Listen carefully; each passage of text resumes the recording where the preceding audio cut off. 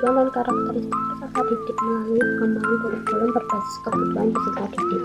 Kurikulum memperhatikan keunikan dan kedinamisan perkembangan peserta didik dalam menyusun, merencanakan, melaksanakan, mengevaluasi, dan mengembangkan kurikulum.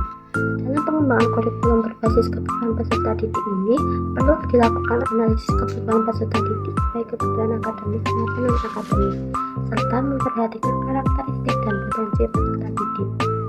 Kurikulum juga harus disesuaikan dengan konteks sosial, budaya, dan lingkungan di mana peserta didik berada. Selain itu, kurikulum juga dapat disesuaikan dengan kebutuhan dan karakteristik peserta didik dalam konteks pembelajaran di sekolah dengan merumuskan standar dan tujuan yang relevan, menggunakan teknologi dan menggunakan penilaian yang sama. Dengan demikian, kurikulum dapat dirancang agar lebih relevan dan efektif dalam mencapai tujuan pendidikan nasional serta memenuhi kebutuhan dan karakteristik peserta didik.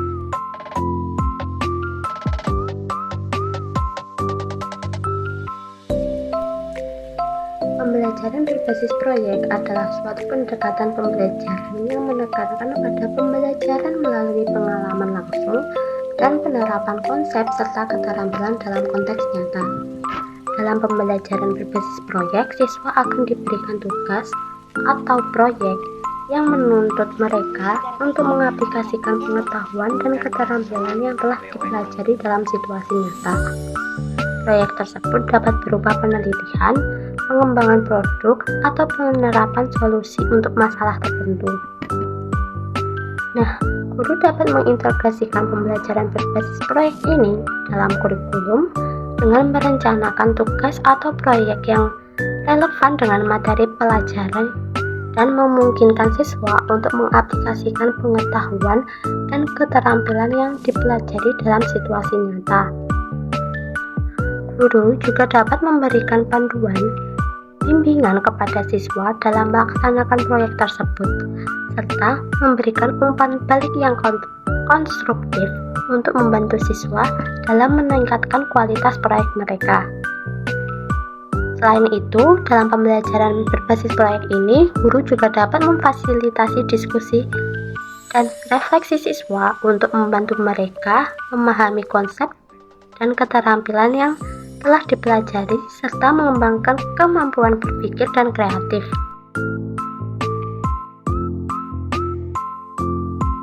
Teknologi dapat digunakan dalam berbagai cara untuk mendukung pembelajaran dalam kurikulum.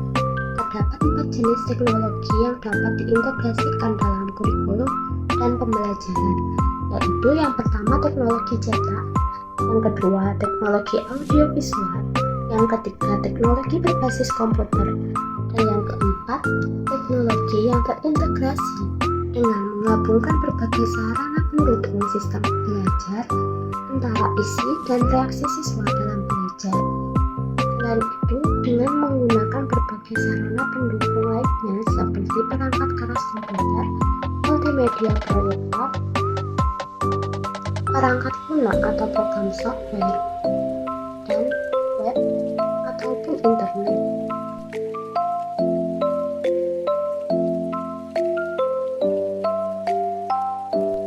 Evaluasi kurikulum sangat penting dilakukan karena dapat membantu mengetahui tingkat keefektifan kurikulum dalam mencapai tujuan pembelajaran yang diharapkan.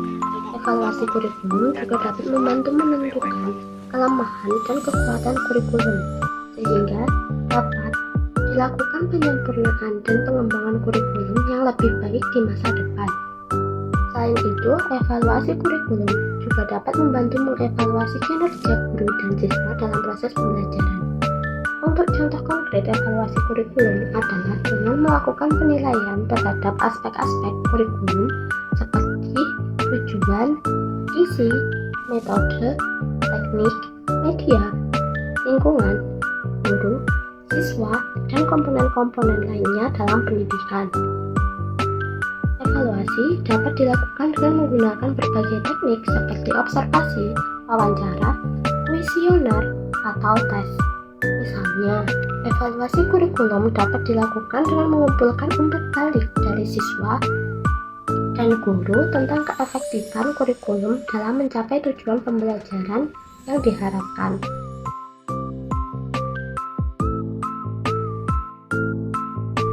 pembelajaran dalam penilaian yang efektif adalah penilaian yang memberikan informasi yang akurat tentang kemajuan sistem dalam mencapai tujuan pembelajaran yang telah diterapkan. Penilaian yang efektif harus memperhatikan karakteristik siswa dan memungkinkan siswa untuk menunjukkan kemampuan mereka secara optimal. Contoh konkret guru dalam melakukan penilaian pembelajaran yang efektif adalah dengan menggunakan berbagai teknik penilaian seperti tugas, proyek, atau portofolio. Guru juga memastikan bahwa istilah penilaian yang digunakan relevan dengan tujuan pembelajaran. Selain itu, guru juga harus memberikan umpan balik yang konstruktif kepada siswa untuk membantu mereka meningkatkan kualitas kinerja mereka.